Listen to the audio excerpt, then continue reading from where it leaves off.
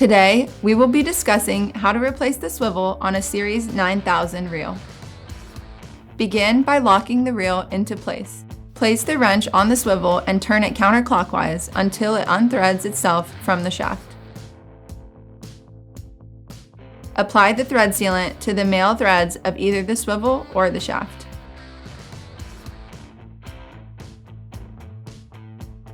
Last, turn the swivel clockwise to tighten until it's completely sealed.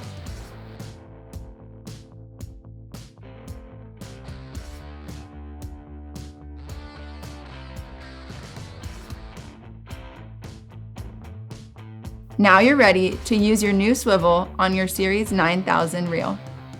For more how-to videos, visit reelcraft.com.